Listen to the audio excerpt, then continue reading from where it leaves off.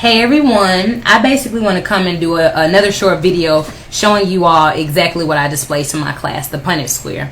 Before I get into that, it needs to be first understood that the oldest individual to ever be found on the face of the earth was a woman given the name of Lucy, who was African. She was found in South Africa.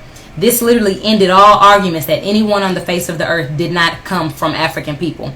That means that African people are the father and the mother of the entire universe. Now, the Punnett square.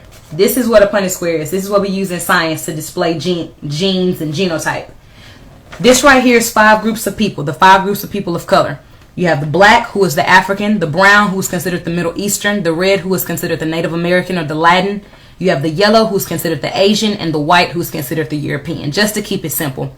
Now, these 2 big X's display the African, because we are genetically dominant. Anyone that doesn't understand that black people are genetically dominant is a person that has first been miseducated on themselves.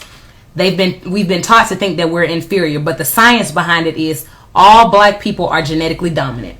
Now, those 2 small X's are white people, recessive. White people are a recessive gene. That means that when they have children with a black man or a black woman, all of the children will have the recessive allele masked by the dominant allele. So when you look at Thandie Newton from Norbit, she has a British father and a Nigerian mother, but she still displays blackness because blackness is dominant. When you look at Barack Obama, who has a Kenyan father and a white mother, he will still be black because black is the masker of his white. It's literally dominant. The same thing goes for Tiger Woods. So literally, anytime a black has a child with a brown, the child is now black. Black has a child with the red, the child is black. Yellow, white, the exact same thing. This is where racism comes in. White people are literally 16 to 18% of the entire world population, making them the minority. The thing about whiteness is it's a recessive gene. So you literally have to have 2 white parents in order to be white. So when Dylan Roof says you're raping our women, what does he mean by that? He means that anytime a white woman has a child with a black man, those children are not white anymore, because in order to clarify as white, you have to be 100% white.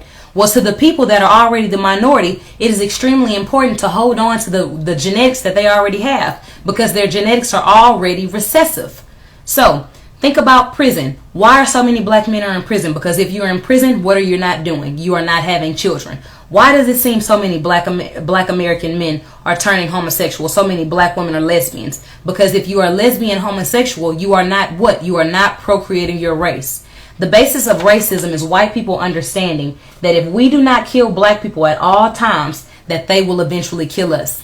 So when you look at black men being pulled over by oftentimes European police officers, shot and killed for no reason, is because they subconsciously understand that if I do not kill him, that he's going to kill my children with his genetics.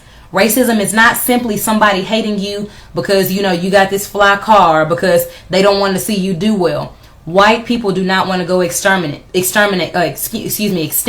So in order for them not to go to extinct, they created a system called racism, white supremacy, in order to kill black people. Black people because we show the strongest genetic variability. So when you go to Africa, you're going to see a lot of different diseases that target black people, because we have got to diminish your numbers if we have a chance of living and surviving.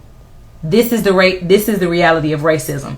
So we've been taught to hate our skin. We've been taught to hate our lips. We've been taught to hate our wide noses. We've been taught to hate everything about blackness, because really we're dominantly strong.